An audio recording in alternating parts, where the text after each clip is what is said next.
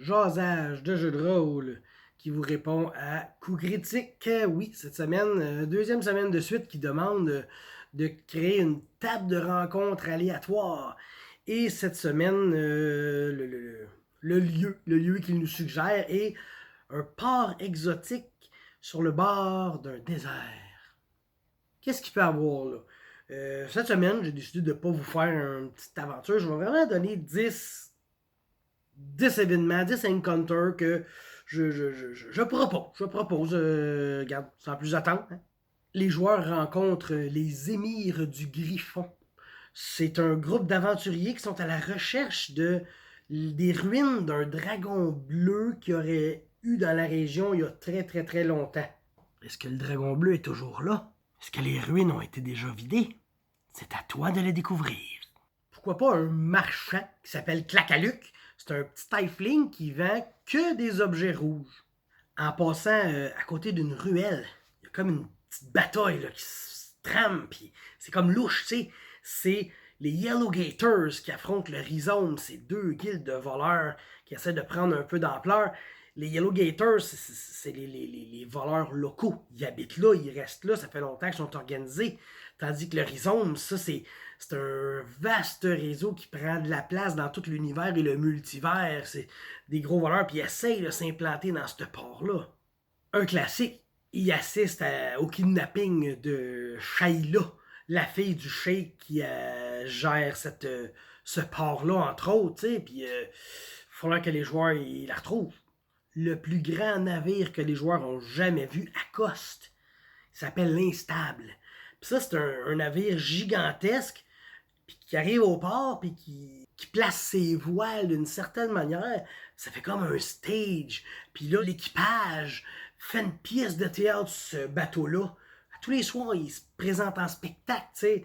Puis les spectateurs, quand ils regardent ça, ils sentent vraiment trop les émotions que la pièce transcende. Les gens de la ville se mettent à crier « Moudamira, Moudamira !» Puis là, qu'est-ce qui se passe, tu sais? Puis là, ils voient que c'est une tempête de sable qui est en train de s'approcher de la ville. Puis elle va être là dans peut-être 1 heure, tu sais. Mais le problème, c'est que Moudamira, c'est une tempête de sable magique. Puis on soupçonne que dans le sable caché, il y a des créatures qui kidnappent des gens, qui tuent des gens. Fait qu'il faut qu'ils se cachent, il faut qu'ils protègent les enfants et les femmes. Quand Moudamira arrive, c'est le désastre. Là, on peut pas rester là. Il faut vraiment se préparer au pire. Le groupe se lève un matin à l'auberge du fleuve en crue.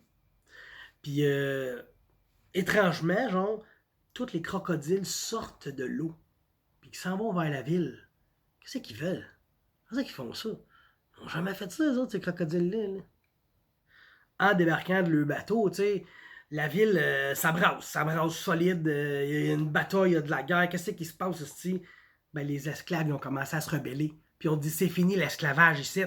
C'est parce qu'il y a un esclave qui a entendu dire qu'il y avait une prophétie qui disait que lorsque le navire au voile bleu ciel atteignera le port, le matin suivant une nuit sans lune, ça serait le moment de se libérer de nos chaînes. Et les joueurs arrivent sur un navire avec des voiles bleus le lendemain d'une nuit sans lune. Et bien sûr, les esclaves se disent, ils vont nous aider. Un chariot de feu traverse la nuit dans le ciel. On entend un écrasement plus loin.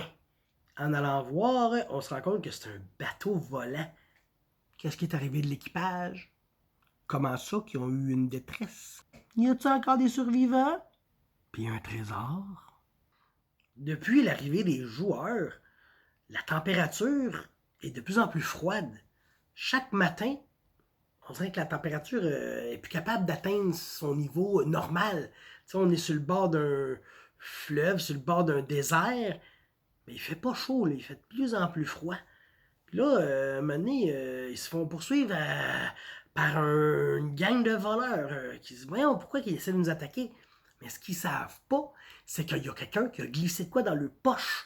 Parce qu'ils se sont dit « Oh non, ils vont découvrir qu'on a volé l'artefact, l'amulette d'Isis Novnak. » Fait qu'ils l'ont caché dans les poches d'un joueur. Ils se sont dit « On va la reprendre plus tard. » Mais là, ils sont plus capables de la reprendre. Fait qu'ils essaient de la reprendre par la force, mais ils voulaient pas, parce que les autres, ils voulaient que ça soit subtil. Parce que là, s'ils font trop de bruit, les gardes de la ville vont les voir, puis là, ils sont cherchés. Fait que là, ils se ramassent assez comme une course, puis là, faut pas faire de bruit, faut faire du bruit, faut reprendre l'amulette, faut pas faire de meurtre, mais là, ils nous empêchent de la reprendre, puis là, les voleurs, ils commencent à virer fous. Puis là, eux autres, les joueurs, ils savent pas qu'ils ont l'amulette, puis là, ils se mettent à faire de plus en plus froid. Sauf que dans une semaine, là, si l'amulette est pas sortie de la ville, là, tout va geler, le fleuve va geler, les enfants, les animaux, il va y avoir de la neige partout. Il faut que l'amulette sorte de la ville, tu sais.